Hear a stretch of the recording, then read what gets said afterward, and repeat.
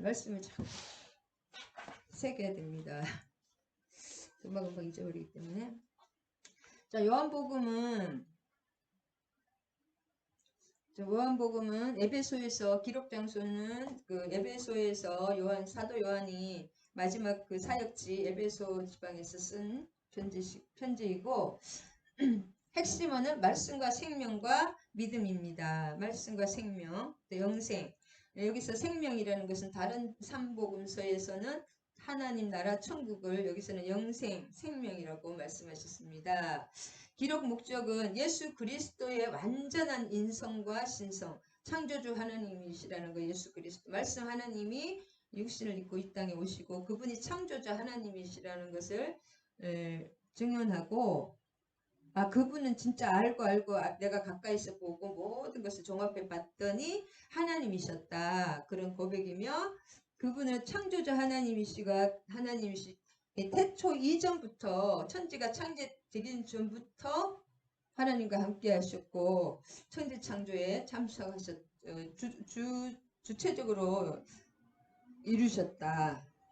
그 하나님이 그 파괴된 이 세상에 그 찌그러진 우리 하나님의 형상과 모양에 타락된 우리들을 살리기 위해서 그 재창조, 구속, 우리의 그 모든 죄를 어떻게 해결하시고 십자가로 해결하시고 그 창조의 원형 재창조하시기 위해서 오셨습니다.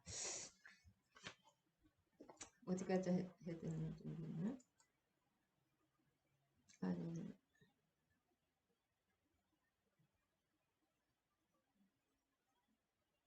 이것도 들어오네. 말씀으로 요한복음 1장 말씀. 제가 은혜를 받고 왔습니다. 할렐루야.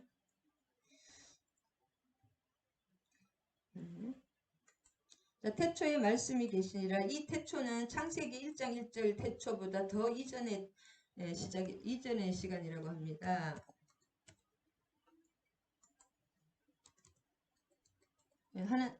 메시아의 선제성. 예수님은 이미 이미 창조를 하신 게 아니라 선제성. 메시아의 선제성입니다.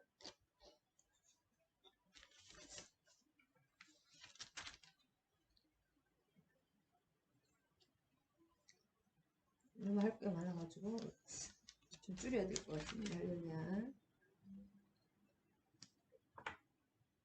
그래서 이 말씀이신 하나님이 우리를 구속하시려고 재창조하시려고 자기 땅에 오셨으나 영접하는 자가 있고 영접하지 않는 자가 있다고 하셨습니다. 이 영접하는 자의 축복은 무엇이냐?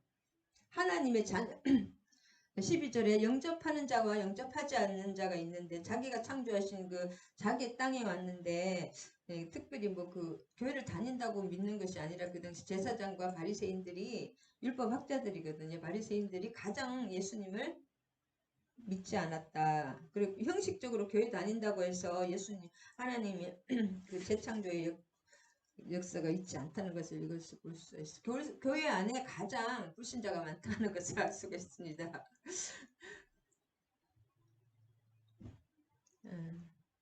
그리고 이제 지금 이 사도 요한과 세례 요한을 어떤 우리 강도사님들도 착각을 하던데, 여기 맨 처음에 나오는 이 사람은 세례 요한입니다. 하나님의 보내심을 받은 그의 이름은 이 세례 요한입니다.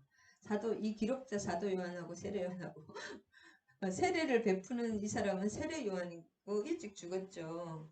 목배임을 당해서. 자, 이렇게 서술을 하는 사람은 사도 요한입니다. 이 밑에 대하여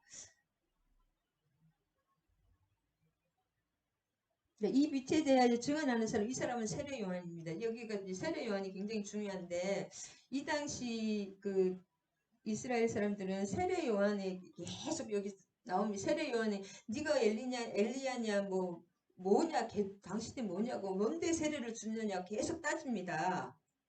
자, 아까 영접하는 자, 하나님을 믿는 자, 영접하는 자는, 말씀을 믿는 자는 뭐예요?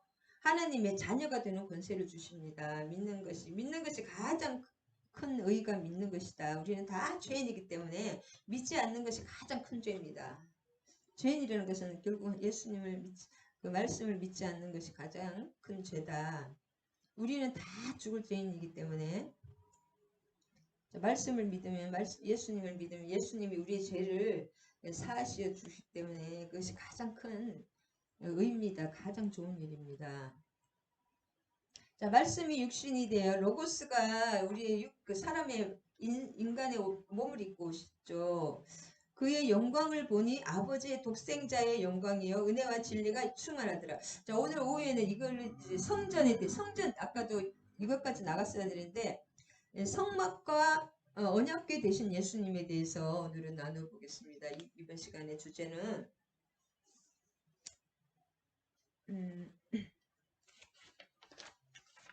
성막과 언약궤 되신 성전 되신 하나님이라는 거 계속 나옵니다. 성전 나를 내 몸을 허물라 사흘 만에 일으키리라. 그것이 성전 되신 예수님이시거든요. 성전.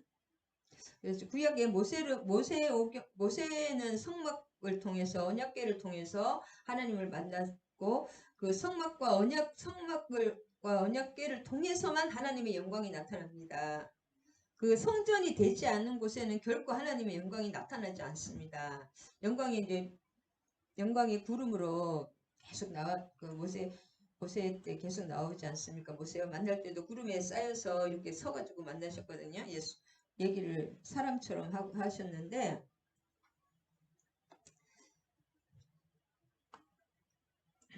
영광이란 말이 이제 계속 나옵니다. 비치고 세상이 알지 못했다. 지금도 계속 배척하는 거죠. 그 배척하는 자가 있고 영접하는 자 두 부류가 있습니다. 그것이 복 있는 자와 저주받은 자가 믿고 영접하는 자고 믿지 않고 배척하는 그것이 이제 천국과 지옥을 가르고 축복과 저주를 가르는 것입니다. 배척하지 영접하지 아니하는 것은 이게 배척하는 거죠. 예수님을 인정하지 않는 거죠. 이런 영접하지 않는 자와 또 믿고 순종하는 자, 그 이름을 믿는 자들에게는 그 믿음을 통하여 성령과 하나님의 생명이 들어옵니다. 그래서 하나님의 영이 들어오기 때문에 하나님으로 영으로 다시 born again 중생을 하기 때문에 생명을 하나님의 자녀가 될 수밖에 없는 거예요. 하나님의 자녀가 그냥이 아니라 그 하나님의 영으로 다시 그 하나님의 영으로 새로운 존재로 태어납니다. born again. 거듭 중생하여야 천국에 간다고 사람이 거듭나지 않으면 천국에 갈 수 없다고 말씀하셨잖아요. 이것은 꼭 하나님께로부터 난다. 우리가 믿는 것도 우리 마음대로 믿는 것이 아닙니다. 내가 예수 믿겠다고 하는 것이 절대로 하나님이 부르시고 하나님이 그 사람에게 선택하지 않으면 절대로 믿을 수가 없습니다. 하나님께로부터 그래서 그것이 은혜고 구원은 은혜고 믿음도 은혜로만 선물이다. 뭔가 자격이 있어서 주는 것이 아니라 어떤 하나님의 일방적인 은혜입니다. 그것이. 자, 14절에 그래서 어떤 사람에게서 결코 낫지 않다. 이 믿음이라는 것은 구원이라는 것은 영접하고 싶다고 또 영접하는 것도 아니라는 거죠. 결국은 하나님이 부르시고 선택하신다.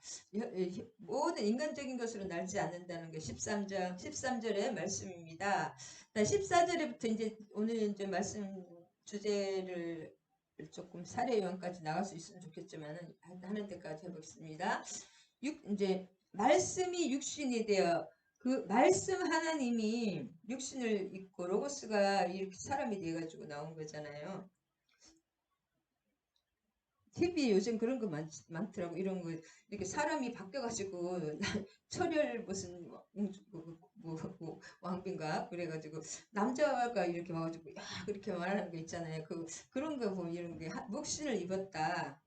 근데 그 본체는 그 안에 있는 영이잖아요.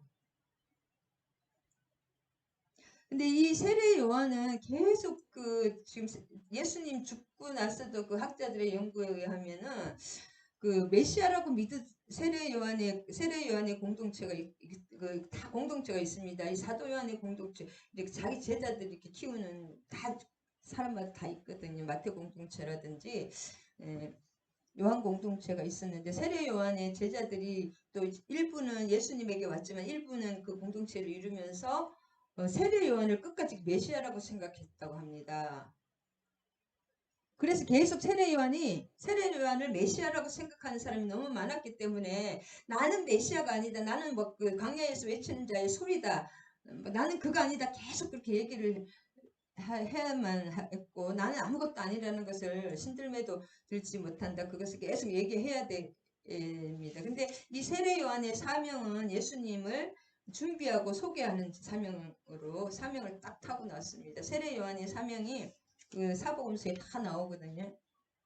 엘리야의 기름 부음, 예수님의 오실 길을 준비하는 자. 자, 말씀이 육신이 되어 우리 가운데 거하니 우리가 그의 영광을 보니 아버지의 독생자의 영광이요 은혜와 진리가 충만하더라. 이 영광이라는 것은 영광은 하나님의 임재 그런 거 있잖아요. 영광이라는 것은 뭐냐면 영광은 하나님이 임하시는 것인데 이 영광은 성전에만 임하면 아무데나 축축축축 임하지 않습니다. 결코.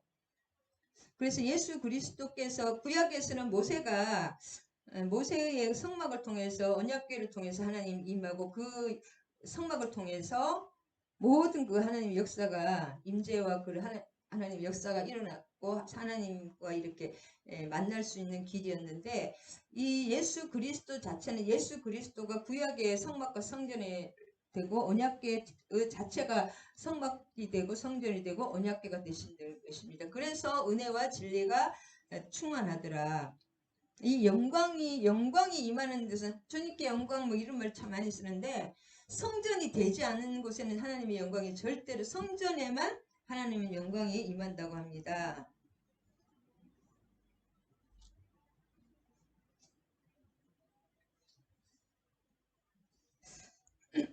장막을 치다 말씀이 육신이 된다는 이게 원어에 보면 말씀이 거하다 말씀이 육신이 되심 이런 거는 우리 가운데 거한다 그러네요.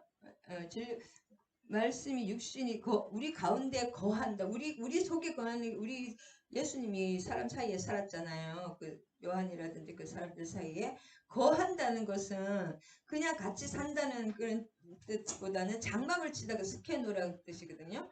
예, 장막이 되어 계시는 거예요. 장막을 치는 거예요. 그래서 우리 스가랴서도 보면 그 나라가 완전히 에스겔 어디에요? 예레미야나 스가랴서 보면 나라가 완전히 망해는 이 와중에 하나님의 환상을 봤는데 하나님의 그 옷자락이 쫙 이렇게 펼쳐져 이렇게 덮고 있었잖아요. 그런 것이 장막이라고 할 수 있습니다. 장막을 치다. 스케노. 우리 가운데 거하신다는 것은 우리에게 장막을 친다는 뜻입니다. 그래서 성전과 관련 이 영광은 이렇게 장막을 친 곳에 구약의 장막을 친 곳에 성전이 된 곳에 그런 곳에 함께 영광으로 임하신다. 그러니까 말씀이 육신이 되어 오신 예수님이 이 성막이나 성전에서 그 하나님의 성막이나 또 성전으로 오셨음을 암시하는 것입니다. 예수님이 유리 가운데 하나님의 성막과 성전으로 오셨기 때문에 영광이 임하여 있다고 다시 말해서 예수님은 구약의 성막과 성전을 대체하는 새 성막과 새 성전이라는 것입니다. 구약에서 하나님을 만나는 것은 성막과 성전일 뿐이었잖아요. 그래서 모세의 성막에도 항상 구름이 임하였고 하나님의 영광이 출애굽기 40장 34절 그다음에 솔로몬의 성전도 봉헌할 때 성전에 구름이 빽빽히 하나님의 영광이 임했다는 것을 영광이 주로 구름으로 많이 임합니다. 그래서 하나님의 영광이 임했다는 것은 구름이 이렇게 임재가 있었다는 것은 하나님의 성전에만 임한다. 실제로 우리 게네스 해김 목사님 책 같은 걸 보면은 그것도 막 진짜 무슨 막 뭐 그런 책 있잖아요. 영적인 아주 하여튼 뭐 그런 것들 보면 구름이 막 실제로 임해가지고 사람들이 앞에 하나도 안 보였다고 그런 책을 좀 제가 읽어본 것 같은데 그렇습니다. 이 구름이 빡빡하게 임합니다. 한상으로 보면 그것이 하나님의 성전이 아무 곳에나 하나님이 이렇게 임재하신 것이 아니다. 하나님의 영광은 그 구름으로 많이 임하시는데 성전에만 임한다. 여기 이제 출애굽기와 그 솔로몬 성전 이럴 때 영광이 빽빽하게 임하는 것을 이게 실제적인 것입니다. 이게 영으로 보면 실제로 구름이 벽하게 임하는 걸 좀 많이 봤거든요.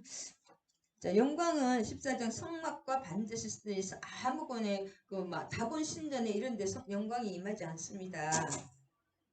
자, 하나님의 영이 없는 곳은 또 다른 영이 차져 있기 때문에 인간의 어떤 그런 것들이 채워져 있기 때문에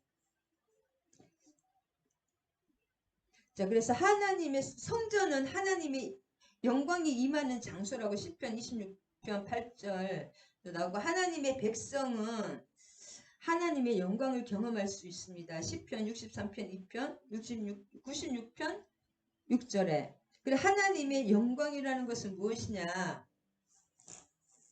역사적으로 봐도 성전에만 근데 이제 성전에 주로 임했지만 나중에 에스겔서는 성전이 다 파괴됐잖아요. 그때는 환상 그 이상중에 영적인 그런 육적인 성전이 없으면 영적으로 그 그발강가에서 에스겔에게 임한 거 영광으로 임하신 것입니다. 그걸 그러면 그 에스겔이나 그 그발강가가 하나님의 성막이 되신 거예요. 에스겔서 43장 4절. 근데 이 성전이 우리 이 성경을 전체적으로 보면 솔로몬 성전에 솔로몬 성전까지는 영광이 임했는데 솔로몬 성전을 계승한 그 스룹바벨 성전이잖아요. 여호야긴 왕의 그 둘째 아들이거든요. 왕족이거든요. 스룹바벨이 만든 성전에는 하나님의 영광이 가득 차지 않았습니다. 그 다음에 그 스룹바벨 성전을 더 크고 넓게 헤롯 대왕이 이스라엘의 그 뭐랄까 여론이랄까 지금 막 대통령 후보들이 막 그 백성들의 표를 사기 위해서 이렇게 하는 것처럼 헤롯이 그렇게 막 어마어마하게 크게 성전을 이렇게 증축을 했지만 그 성전에도 스룹바벨 성전의 그 계승이었지만 그 성전에도 영광이 임하지 않았습니다. 그래서 영광이 임한다는 것은 그 자체가 하나님의 어떤 성전이 하나님이 임하시는 거기 때문에 하나님이 아무 때나 임하지 않습니다. 그러나 하나님의 전에만 임하는 그 하나님 임하는 영광이 육신을 입고 오신 말씀이신 예수님에게 가득 찼다는 것입니다. 그래서 영광이 가득 찼다고 계속 나오잖아요. 영광을 보니 독생자의 영광이요 은혜와 진리가 충만하더라. 가득 찼다는 거잖아요. 하나님의 은혜와 진리가 영광이. 그러면 그 예수님께서 말씀 하나님 로고스께서 성전으로 오셨음을 증명하는 것입니다. 그래서 영광으로 가득 찬 새 성전 예수님이라는 것입니다. 예수님.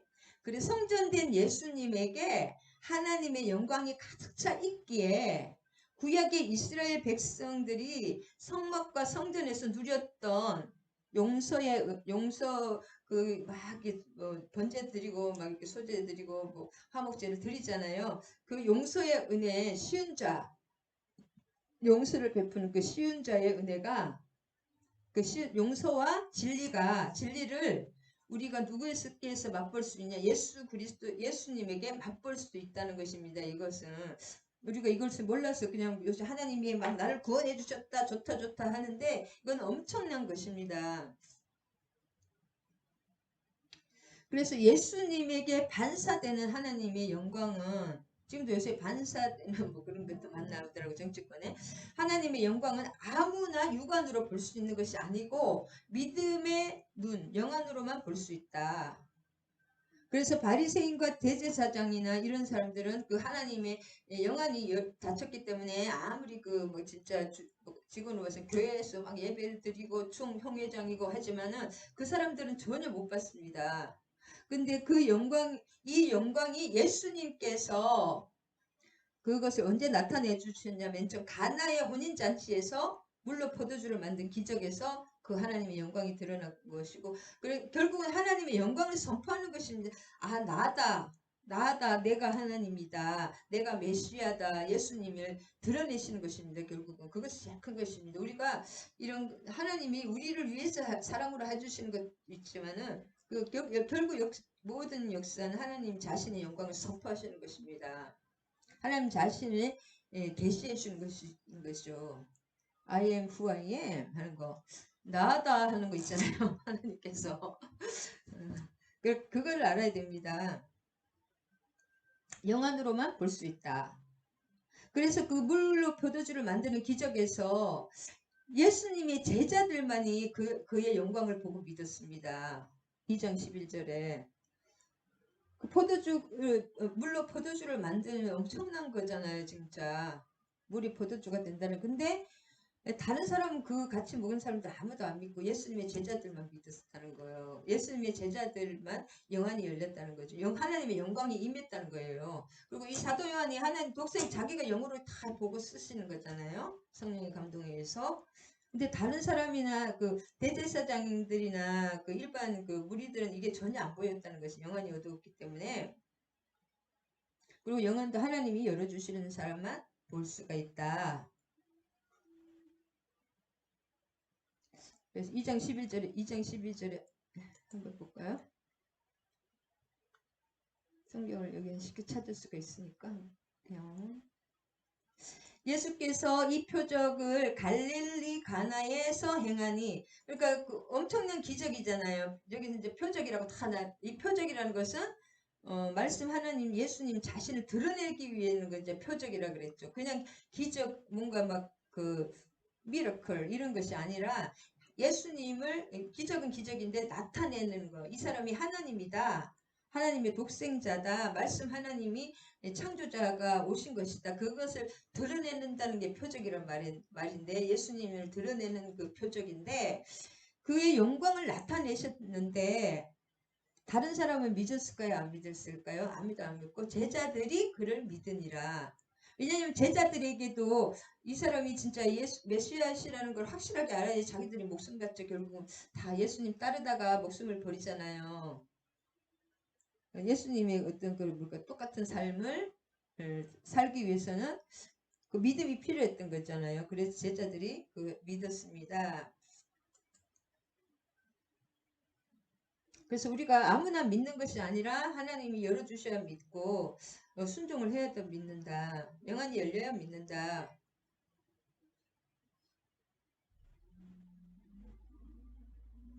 요한의 믿음의 개념이 그 제사, 그 믿음의 행동은 이 믿음이 뭐라는 거예요? 믿음은 하나님이 주시는 거예요. 영안을 열어주셔야지 믿게 되는 것입니다. 우리가 어쨌든 그 마음 성령의 어떤 감동, 우리가 잘 모르지만 어떤 그런 하나님이 우리의 영을 새롭게 완전히 하나님의 영으로 태어나게 하셔서 성령의 감동으로 그렇게 선택하신 부르신 사람들만이 그 믿음을 가질 수 있고 그 믿음이 중생된 자들에게 그 믿음은 선물이기 때문에 그 은혜잖아요. 그 믿음이 은혜입니다. 그 믿음의 통로를 통해서만 하나님의 역사가 있기 때문에 그럼 이 믿음의 행동이잖아요. 이 제자들이 믿었더라고 나오잖아요. 제자들이 이렇게 믿었는데 여기가 몇 점입니까? 그러면 그걸로 한 번 믿고 끝나는 것이 아니라 아까 12절인데 지나갔네요. 제자들이 이제 믿기 시작 그 확실하게 처음이니까 자기들도 몰랐잖아요. 막 그냥 이렇게 하면서 데리고 오고 막 전도를 하고 형제들 메시아가 왔다고 하면서 전도를 했는데 이런 믿음의 행동이 일단 시작이 되면은 끝없이 계속됩니다. 끝없이 한 번 내가 믿었다고 아예 안 믿어야지 하는 것이 아니라 하나님의 불가항력적인 은혜로 그 역사가 하나님 성령이 뭐예요? 성령이 계속 우리를 통치해 나가시는 거예요, 한마디로. 그래서 믿음의 그 중생으로 난 그 믿음의 역사가 한 번 시작이 되면은 이게 끝없이 계속되는 거예요. 하나님은 포기하지 않고 전지전능하신 분이 포기할 이유가 없죠. 그리고 이미 하나님은 모든 것을 아시기 때문에 아시고 이렇게 일을 하시기 때문에 한 번 하나님은 후회가 없으시거든요. 한 번 정한 일에는 하나님은 반드시 하나님이 창조 주시니까 또 포기할 이유가 없죠. 그래서 계속 이렇게 훈련 과정이 좀 그렇게 길어질 수는 있지만은 그 시작되면 끝없이 하나님 계속되고 끝없이 그 믿음은 지속됩니다. 한번 이제 믿음 안에 이렇게 진짜 진실한 믿음 안에 중생의 역사, 성령의 역사 안에 들어가면 거기서 나올 수가 없는 거예요. 하나님이 불가항력적으로 우리를 인도해 가시는 것입니다. 그래서 이것이 믿음의 현재성이나 또는 진행성을 강조하는 것입니다. 그래서 믿음이 안 믿어야지 하도 이제 한번 이렇게 믿음의 발이 이렇게 뭐 낚인다. 하여튼 자이전 타이전 어떻게 이렇게 믿음의 길로 들어서게 되면은 계속 현재성이나 계속 진행적으로 믿을 수밖에 없는 것입니다. 또 계속 하다 보면 어쨌든 믿음이 조금 다운 번아웃 될 때도 있긴 있지만 그때 잠시 그렇지만 그 믿음은 끊임없이 현재적으로 흘러간다. 그래서 예수님을 일시적으로 믿다가 중단한 사람은 진정한 믿음이 아닙니다. 그 많은 몇천 명이 몇만 명씩 따라다녔잖아요. 예수님은. 근데 그 사람들 아무도 없고 120명도 그밖에 없었잖아요. 그 따라다녔던 사람들은 너희가 표적을 뭐 먹기 위해 먹는 그런 걸 때문에 하는 거지 믿기 위해서 표적을 보고 따라다니는 게 아니라 기적을 보고 따라다니는 거라고 하셨잖아요. 그 사람들은 그 막 배도 결국 예수님께 그 떡 먹고 오병이에 그 많은 사람들 그 중에 그 사람들이 다 예수를 죽여라 그 사람들이 예수를 배도하고 배교를 했거든요. 근데 그 사람들은 처음부터 예수님이 한 번도 영접하거나 믿지 않았어요. 실제로 보면 중간에 우리가 교회 다니다가 뭐 안 다니고 실제로 그냥 이렇게 자기가 믿는 것 같고 의지적으로 믿었지만 하나님이 그 사람의 중생리를 시키고 진짜 하나님이 주시는 믿음을 가졌다면 그 사람은 이렇게 빠져나갈 수가 없고 계속 믿음으로 성령이 하시는 거 하나님이 하시는 겁니다. 그렇기 때문에 진정한 믿음의 판단은 계속성과 연속성이 있습니다. 그래서 진짜 믿는 사람은 이렇게 자기가 안 하려고 해도 안 할 수가 없는 거예요. 내 마음대로 되는 계속하고 연속성이 있다. 중간에 다 그만두게 됩니다. 그 진정한 믿음이 아닌 것은 일시적으로는 될 수가 있지만 계속 연속적으로는 될 수가 없어요. 진정한 거기에서 하나님이 그 축복을 줄 자와 축복을 안 줄 자를 하나님이 또 이렇게 밀과 가라지와 밀이라 그럴까? 가라지와 알곡을 하나님은 고난을 통해서 어떻게 생각하면 선택한다 그럴까? 그런 것도 시험하시는 것도 있을 것 같아요. 있습니다. 자, 우리 15장 여기 이 절 하나하나마다 너무나 우리가 이걸까지 다 해드리기는 너무나 좀 어려우실 것 같아가지고 안 했는데 이 말씀 18장까지 하는 것도 4개의 그 숲이 있고 4개의 그 하나님의 그 뭐랄까 이 큰 숲이 있는 게 작은 숲이 네 달락의 작은 그림들이 있는데 그 그림 하나하나마다도 다 그 A, B, C, D에서 다시 C, 코마 다시 B, 코마 다시 A, 코마 다시 이렇게 계속 역교차적으로 굉장히 진짜 수학적으로도 완벽하게 그렇게 말씀이 되어 있어요. 모든 것 표시가 그래서 알면 알수록 참 하나님은 기막히시다. 역교차적으로 하나님이 그냥 막 이렇게 말씀하시는 그게 아니라 이것이 다 수학적인 원리가 있습니다. A, B, C, D까지 보통 말씀을 D에서 다시 핵심이라면 D에서부터 다시 C B A B로 다시 역교차형으로 항상 이렇게 말씀을 볼 수가 있습니다. 지금 여기서 18장까지 18절까지 4개의 그 단락으로 나누면 그 단락 하나하나가 다 역교차형으로 되어 있다. 서로 한 번 하고 끝나는 것이 아니라 그것이 다시 한번 강조되고 다시 교차가 된다는 거죠. A와 A-, B와 B-, C와 C- 이렇게 다 이렇게 만나게 되어 있습니다. 말씀이 기가 막힙니다. 이제 15절부터도 네 번째 작은 그림인데 네 번째 그 숲인데 15절부터 자 아니 제가 지금 2장으로 갔네요. 15절부터 자 요한이 그에 대하여 증언하여 외쳐 이르되 내가 전에 말하기를 이건 세례 요한이죠. 여기서 나오는 사람은 다 세례 요한입니다. 쓴 사람은 사도 요한이지만 외쳐 이르되 내가 전에 말하기를 내 뒤에 오시는 이가 나보다 앞선 것은 나보다 먼저 계심이라 한 것이 이 사람을 가리켜 한 말이라. 이 독생자의 은혜와 진리가 영광이 가득한 거잖아요. 그러면은 이 세례 요한은 그냥 오신 분이 아니라 엘리사벳을 통해서 또 이렇게 잉태를 했잖아요. 수태고지. 예수님의 길을 준비하시는 분이죠. 예수님은 메시아이고 하나님의 독생자 그리스도라는 것을 세상에 이스라엘에게 드러내는 역할을 하는 것이 세례 요한입니다. 그래서 세례 요한이 왜 세례를 계속 주고 있으냐? 예수님을 드러내기 위해서, 예수님이 하나님이라는 것을. 그리고 세례 요한은 굉장히 모든 이스라엘 민족들이 그 세례연 자체가 또 제사장의 가문이었고, 그 메뚜기와 석청은 먹고 광야에서만 살았잖아요. 이렇게 세상을 진짜 한마디로 다 버리고 그렇게 굉장히 존경을 받고 인정을 받았던 그런 사람이기 때문에 그 세례 요한이 증언을 해주신 거예요. 예수님에 대해서. 바나바가 사도 바울을 이 사람은 증언을 해주지 않았어. 바나바가 다 유력하고 그 초대교회에 자기 재산을 다 바치고 그다음에 그 뭐지 마가도 자기 그 누나 그 바나바의 다 가족들이 초대교회에 물질도 엄청 많았고 다 바쳤기 때문에 초대교회가 일어날 수가 있었거든요. 그 마가의 다락방이 이스라엘에서 가장 좋은 방이 다락방입니다. 우리가 생각하는 거하고 틀리지. 산이 가장 좋은 곳이 산이다. 이 네게브 낮은 지역보다 산이 좋은 것이다. 우리가 생각하는 거 조금 틀립니다. 육신이 대신 말씀의 선제성입니다. 이게 요한이 나보다 앞선 것은 요한보다 훨씬 앞섰죠. 육신이 되셨지만은 그 태초 시작 이전부터 같이 있으신 분이잖아요. 말씀 하나님은 로고스는 나보다 먼저 계심이라 한 것은 이 사람을 가리킴이라. 나이는 더 어리잖아요. 6개월 더 어리지만 나이 어리다고 예수님은 먼저 계신 분, 말씀의 선제성을 증거해 주신다.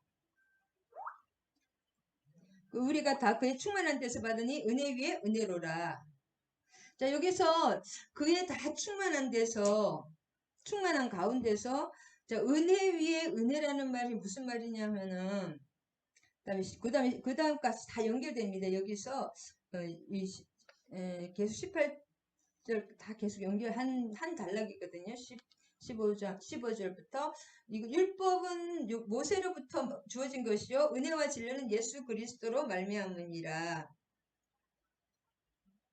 16절과 17절 우리라고 표현된 그 믿음의 공동체잖아요. 우리가 다 충만한 것이요.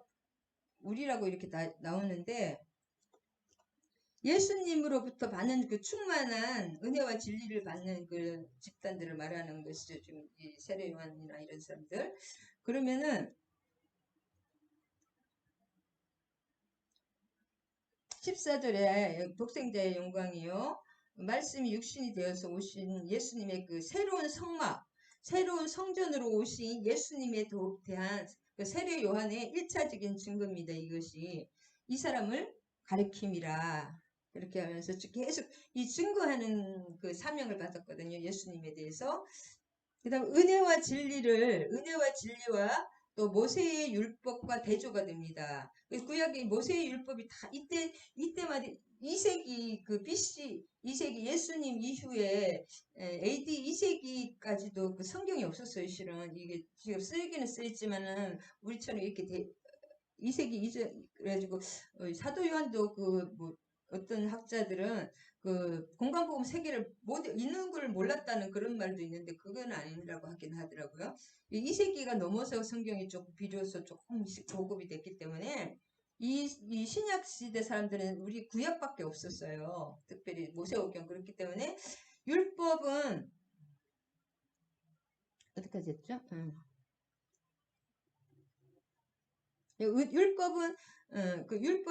율법은 모세로 은혜와 진리는 예수로 말미암는다는 말입니다.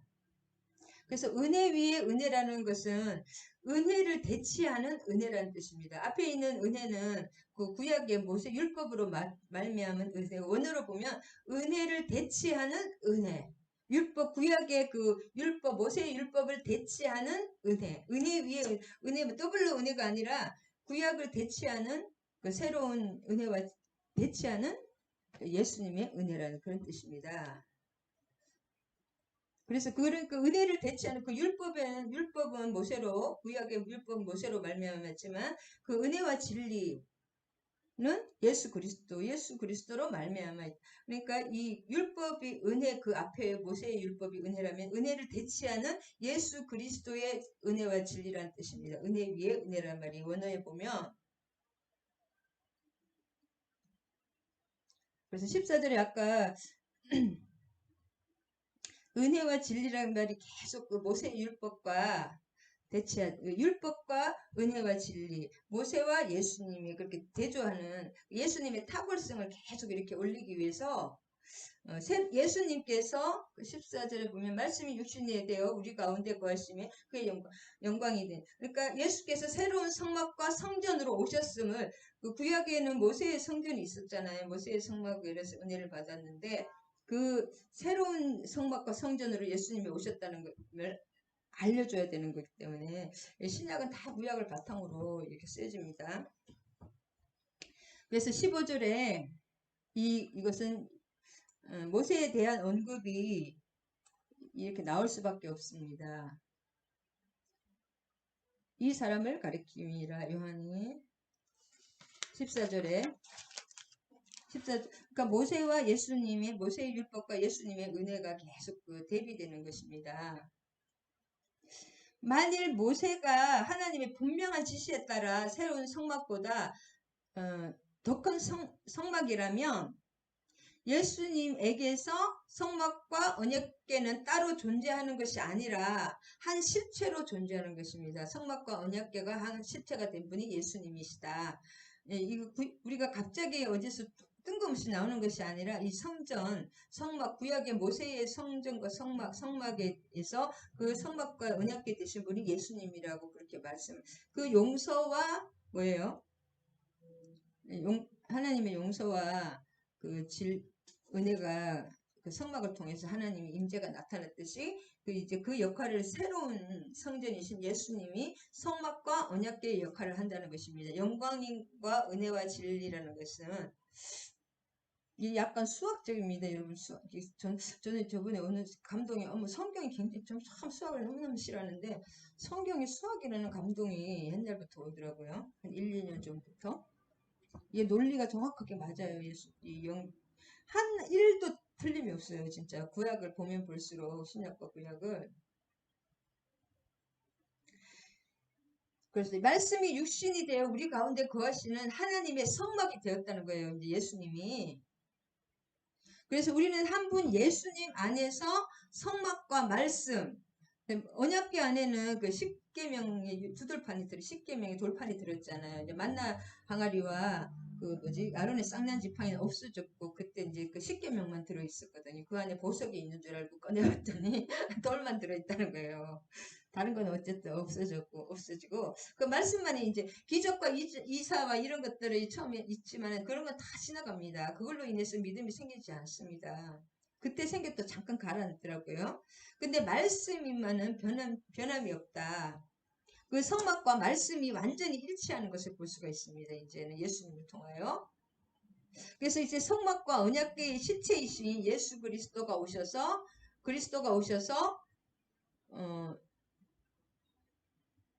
모세의 그 성막과 언약궤를 완전히 대체하시는 것입니다. 예수님이. 그래서 은혜 위에 은혜다. 앞에 있는 모세의 그 율법으로 인한 은혜를 대치하는 예수님의 은혜 위에 은혜가 그런 뜻입니다. 은혜를 대치하는 새로운 더 큰 은혜.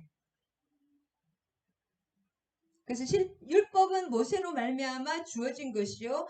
그래서 모세와 예수님이 계속 모세의 성막과 예수님의 성막이 계속 예수님이 성막과 성전 계속 대조되는 것입니다. 하나님의 영광이 임하는 곳 성막과 성전, 모세로 말미암아 준 것이요. 은혜와 진리로 말미암은 그 예수님과 모세가 계속 대비된다는 거죠.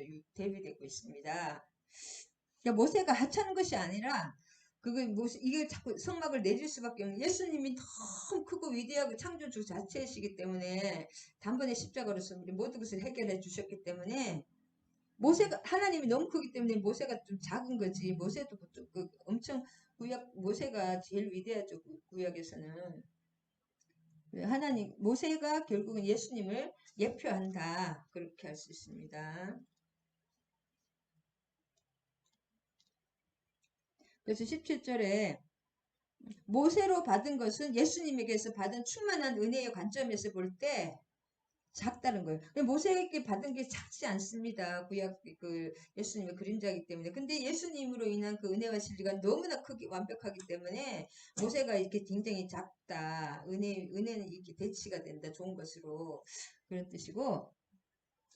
그 다음에 16절에 두 종류의 은혜. 아까도 말했죠. 가린 안티라고 했죠. 카리토스. 은혜를 대치하는 은혜. 아까 그거는 제가 말씀드렸고. 옛 은혜 16절에 그 옛 은혜는 뭐냐면 이 말씀이 계속 히브리서 계속 나옵니다. 옛 은혜는 모세의 율법을 통한 은혜고 새 은혜는 그리스도의 충만한 가운데서 받는 성취와 완성의 은혜이다. 그러나 그리스도에게서 받은 은혜가 너무 크기 때문에 모세 언약을 통한 은혜는 이제 율법이라 불러도 문제가 안 된다. 그래서 계속 율법을 하찮기 때문에 자꾸 조금 율법이라고 좀 이렇게 그게 또 성막과 모세와 하나님이 계속 대면하면서 얼마나 큰 은혜, 그런 기둥과 불기둥으로 얼마나 이끌었습니까? 현재까지. 그치, 예수님의 은혜가 너무 크기 때문에 모세로 받은 율법이 좀 이렇게 뭐랄까 폄하된다 그럴까요? 이쪽이 너무 크기 때문에 모세의 은혜도 보통 은혜가 아닙니다. 그래서 모세로 말미암은 율법은 새로운 예수님으로 말미암은 은혜와 진리의 예표 그 모세의 성막과 그 언약궤는 예표라면 진짜 실체가 왔잖아요. 예표의 실현을 통해서 그 결국은 모세의 성막과 언약궤는 그 실체로 예수님의 그 은혜와 진리를 준비하고 예시하는 거에 지나지 않았다는 거예요. 결국은 세례 요한처럼 세례 요한을 사람들이 끝까지 엘리냐냐 메시냐냐 계속 지금 묻습니다. 좀 있으면 보면 그럼 왜 세례를 주냐고 막 계속 왜 그 메시아인 줄 알았거든요. 사람들이 너무 위대하니까 세례 요한이 너무 위대해서 근데 그것은 아무것도 아닌 거예요. 율법과 그 세례 요한도 그렇고 모세도 너무 위대하지만 가장 위대한 그 선지자지만 예수님이 너무 메시아가 완벽하게 그 실현이기 때문에 그분들은 다 예표다. 한쪽이 너무 완벽하게 되면 이쪽이 좀 축소가 되는 것처럼 그렇게 되는 것입니다. 예표다. 사실 모세로 말미암은 율법은 새로 성막으로 오신 예수님으로 말미암은 은혜와 진리 그 예표의 실현이잖아요. 모세의 성막의 실현이 준비하고 예시하는 것이다. 결국은. 그래서 요한복음은 이런 관점에서 메시아가 모세와 메시아가 대립자라 서로 약간 뭐 율법과 뭐 원수가 되는 이 대립자라기보다는 그리스도를 증거하는 증인으로 소개합니다. 율법과 모세를 그래서 증거하는 그 증인이다. 그렇게 준비하는 사람으로 오히려 이렇게 소개하고 그 다음에 45절에 보면 빌립이 나다나엘을 찾아 모세가 율법에 기록하였고 여러 선지자가 기록한 그 일을 우리가 만났으니 요셉의 아들 나사렛 예수시라. 그러니까 빌립이 나다나엘을 이제 유명한 좀 명망 있는 분을 찾아서 모세가 율법에 기록하였고 여러 그 선지서에서 기록된 그 사람 메시아를 찾았다는 거예요. 만났으니 그분이 나사렛 예수시라는 거죠. 그래서 이 모세의 율법과 이 성막은 결국 예수 그리스도를 예표하고 그 예표가 실현된 분은 예수님이시다. 실증적인 분이다. 모든 것은 예수 그리스도를 뭐랄까 하여튼 위해서 역사를 하셨습니다. 그래서 나중에 5장 45절과 46절에 한번 볼까요?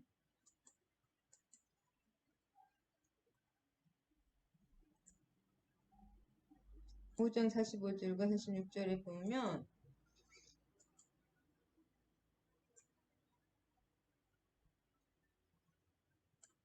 내가 너희를 아버지께 너희를 고발하는 이가 있으니 곧 너희가 바라는 자 모세니라. 모세를 믿었더라면 또 나를 믿었으리니 이는 그가 내게 대하여 기록하였습니다. 예수님이 사람 모세를 믿었더라면 예수님도 믿었을 것이라고 말하고 있잖아요. 왜냐하면 이 모세는 예수님을 예표하는 사람이기 때문에 이 모세를 믿으면 예수님을 믿었어야 되는 거예요. 이 본체는 안 믿고 뭐랄까 그 본체를 준비하는 사람만 믿었던 거죠. 이 사람들은.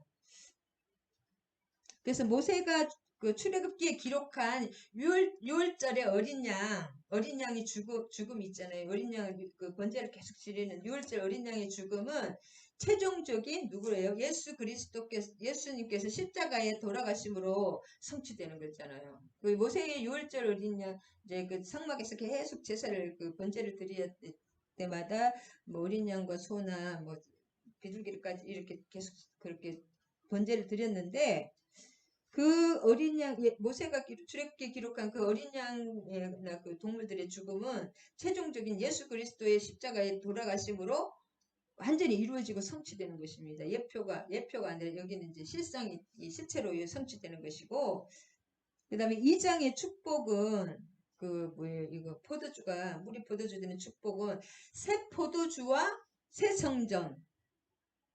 그 새 포도주와 새 성전은 누구? 예수님입니다. 새 성전이 되신 분이 새 포도주. 그 다음에 3장의 새 생명. 그 다음에 4장의 새로운 예배. 그 다음에 그리스도의 은혜가 누구보다 크다.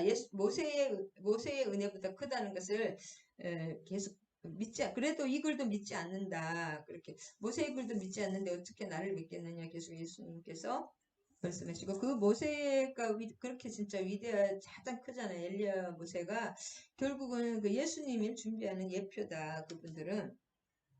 그래서 예수님의 16절에 보면 예수님의 모세의 율법을 대체하는 그리스도의 충만한 은혜가 17절에 예수 그리스도 충만한 그리스도의 충만한 은혜고 17절에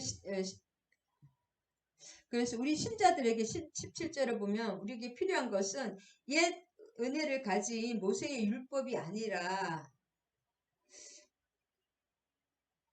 그 새 은혜, 완전히 대치되는 그리스도의 충만한 모세의 언약 아래 그냥 바로 준 것이 아닙니다. 모세의 언약을 바탕으로 그 아래 주신 그 예표를 바탕으로 주신 그 은혜, 완전히 대체하는 그리스도의 충만한 은혜가 우리에게 온다는 것입니다. 할렐루야.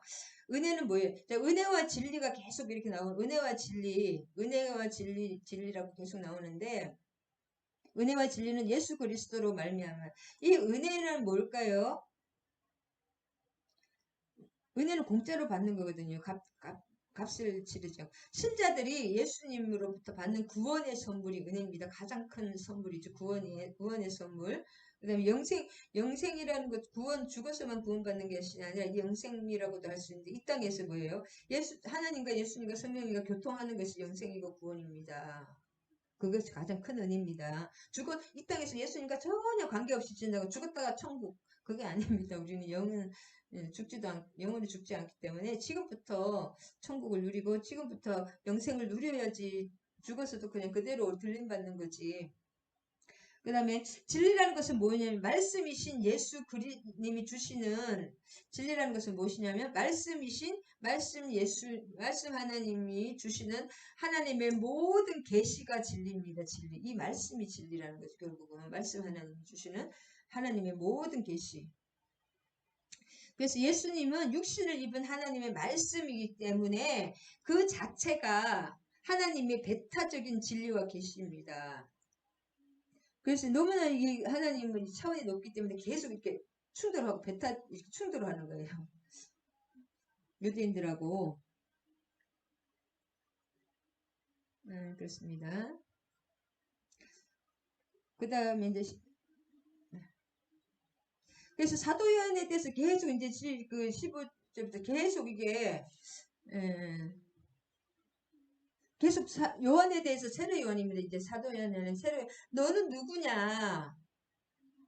계속 제사장들이 예루살렘에서 레위인들을 세례 요한에게 보내요. 네가 누구냐 물을 때에 너가 도대체 누구냐? 메시아냐? 막 계속 물었습니다. 요한이 드러내어 말하고 숨기지 아니하니 나는 그리스도가 아니야. 이때도 계속 요한을 너무 위대했기 때문에 메시아라고 그리스도라고 생각했습니다. 그리스도가 메시아 똑같은 말이거든요. 그러면 누가 엘리야냐? 그러니까 엘리야도 아니랍니다. 이 엘리야가 당신이 누구냐 계속 물었는데 그 세례 요한의 사명은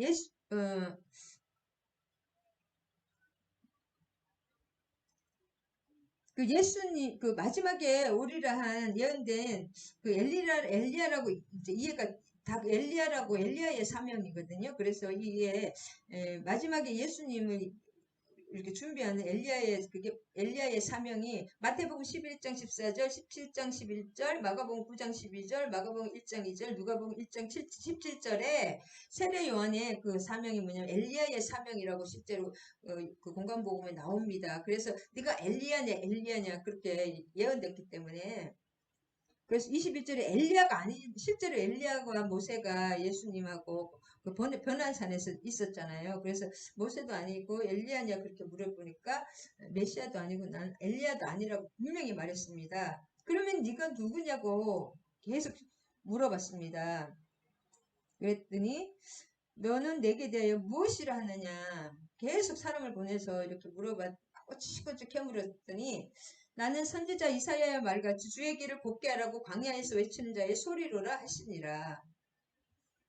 그래서 오신 메시아의 길을 예비하고 준비하는 자에 지나지 않는다. 왜 세례 요한을 계속 이렇게 낮출 수밖에 없느냐면 이 예수님 사후에 세례 요한 사후에도 계속 세례 요한을 메시아라고 믿는 사람이 많았다고 합니다. 그래서 내가 아니다 메시아가 아니다 그 얘기를 계속 하는 것입니다. 25절에도 그러면 네가 엘리야도 아니고 선지자도 아니고 그리스도도 아닌데 왜 어찌하여 세례를 베푸느냐. 그 무슨 거기서 계속 강가에서 세례를 베풀었잖아요. 예수님에게까지 세례를 베풀었는데 그럼 그 세례 왜 베푸냐 계속 물으니까 대답을 해야 되잖아요. 이게 묻는 것이 참 좋습니다. 하나님 묻는 것이 기도입니다. 하나님께서 계속 물어보십시오, 여러분. 그것이 기도입니다. 나도 이 33절이 대답입니다. 그리고 31절에 그 세례 요한의 사명이 31절에 나옵니다. 자, 이 세례 요한이 요단강 건너편 베다니에서 계속 세례를 베풀거든요. 그 베다니 어디 강에서 그때 계속 이렇게 막 사람을 보내가지고 네가 도대체 누구냐 엘리야냐 선지자냐 그리스도냐 그러면 그도 아니면은 누구냐 도대체 왜 세례를 베푸느냐 그렇게 할 때 이제 예수께서 이 보라 세상 죄를 지고 가는 하나님의 어린 양이다 성령으로 이렇게 아는 거죠. 그 다음 내가 전에 말하기를 내 뒤에 오는 사람이 있는데 나보다 앞선 것은 그가 나보다 먼저 있어요. 예수님이 메시아의 선제성이죠. 하나님이시니까 이 세례 요한하고 비할 바가 아니죠. 이 사람을 가리킴이라. 이 선지자들은 다 압니다. 하나님이. 왜냐하면 예수님을 예비하라고 보는 사람이기 때문에 예수님을 모르면 자기 사명을 못하겠잖아요. 이렇게 다 알게 되고 그 세례 요한의 사명이 31절에 정확하게 납니다. 나도 그를 알지 못하였으나 내가 와서 물로 세례를 베푸는 것은 물로 왜 세례를 베푸냐 네가 아무것도 아닌데 왜 세례를 왜 베풀어 막 계속 물어봤잖아요. 제사장과 그 레위 사람들이 직접 막 사람을 보내가지고 그래 베푸는 것은 나도 그를 알지 못하지 사람이 인간이니까 성령이 감동할 줄 아니면 모릅니다. 하나님 열어주지 않으면 나도 몰랐는데 내가 와서 물로 세례를 베푸는 것은 세례 요한이 다른 사람들 막 세례하는 그것이 목적이 아닙니다. 그를 이스라엘에 나타내려 함이라 하니라. 그 예수님을 이스라엘에 소개해 주기 위해서 세례를 베푸는 거예요. 그래서 세례 요한이 굉장히 그 이스라엘에서 이렇게 평판이 좋고 막 위대한 그 진짜 엘리야 선지자냐 막 그리스도냐 메시아라고 사람들이 다 추앙했거든요. 근데 결국은 그렇게 한 이유가 예수님을 이스라엘에 나타내게 하기 위한 사명입니다. 너무 떠받다 보니까 예수님을 인정하지 않고 세례 요한을 메시아로 막 인정하려고 그랬거든요.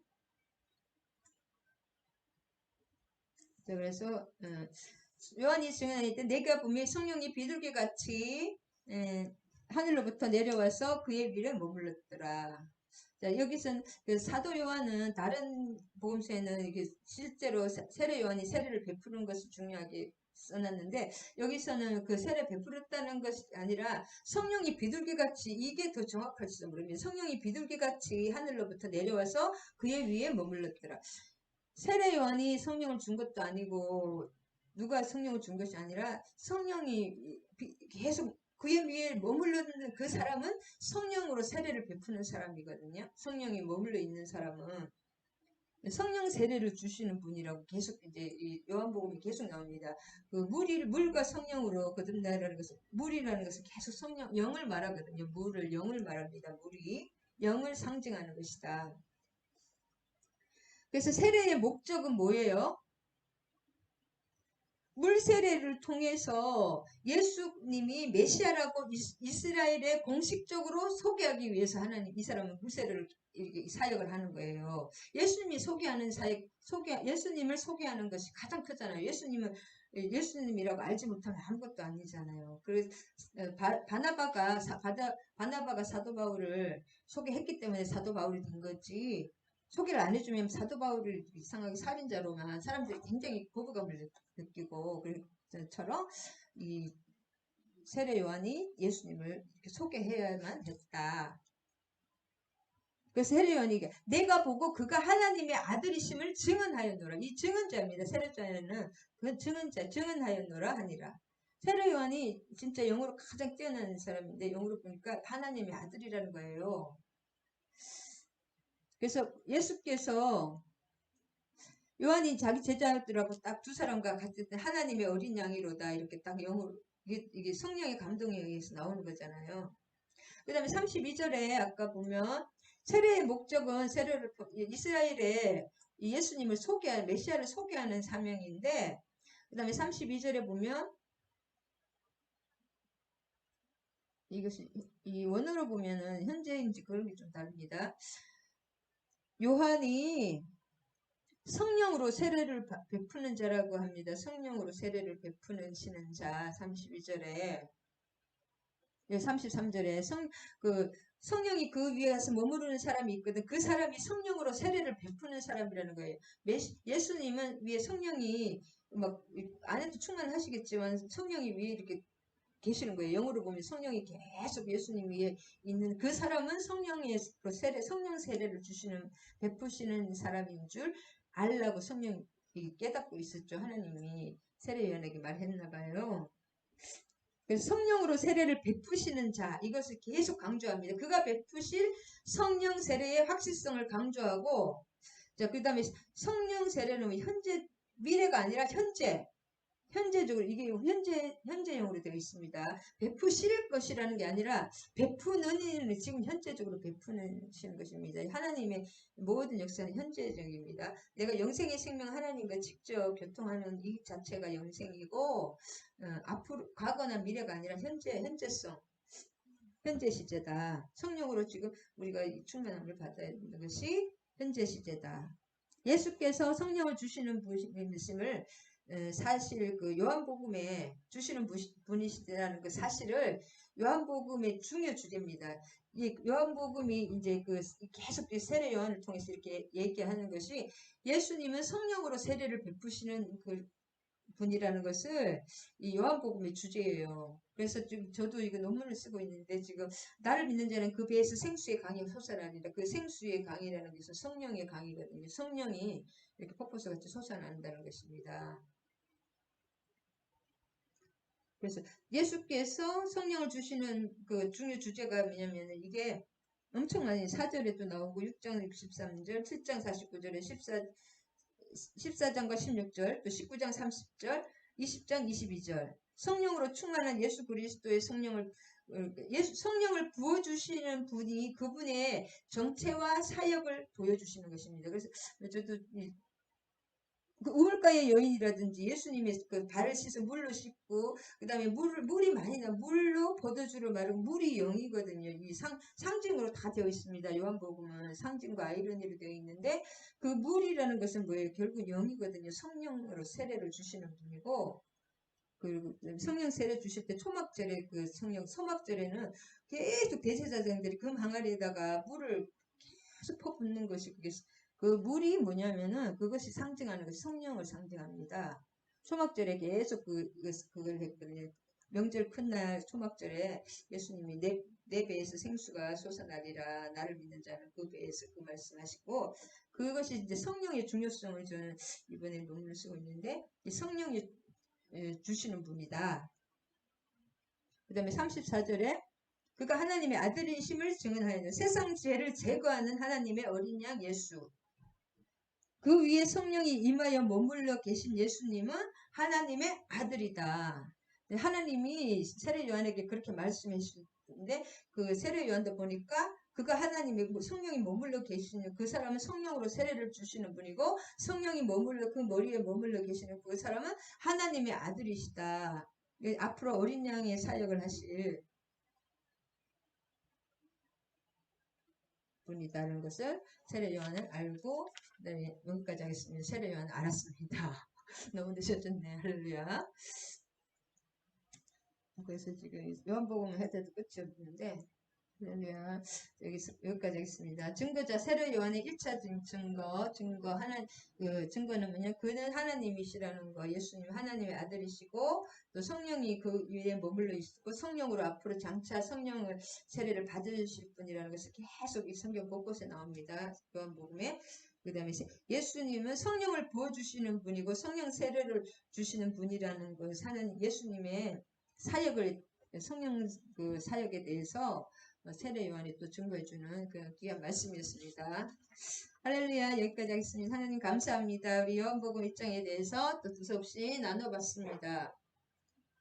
하나님께서 말씀이 육신이 되어서 우리 가운데 거하심에 그의 영광을 보니 하나님의 독생자의 영광에 은혜와 진리가 충만하더라. 이제 새로운 그 은혜 위에 은혜, 모세의 은혜 위에 새로 대치하는 예수 그리스도의 그 은혜와 진리의 역사, 또 성령 세례와 성령의 강력한 역사를 우리가 이 땅에서 그 영생의 역사 하나님의 성령을 통하여 하나님과 깊이 교제하는 그 영생을 누리기를 간절히 소망하며 예수 그리스도 이름 받들어 기도드립니다. 할렐루야 아멘 아멘.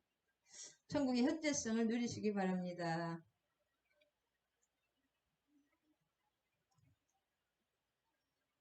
자, 주기도문과 축다심으로 예배 마치겠습니다. 하늘에 계신 우리 아버지 이름이 거룩히 여김을 받으시오며 나라가 임하시오며 뜻이 하늘에서 이루어진 것 같이 땅에서도 이루어지이다. 오늘 우리에게 일용할 양식을 주시옵고 우리가 우리에게 죄 지은 자를 사하여 준 것 같이 우리 죄를 사하여 주시옵고 우리를 시험에 들게 하지 마시옵고 다만 악에서 구하시옵소서. 나라와 권세와 영광이 아버지께 영원히 있사옵나이다.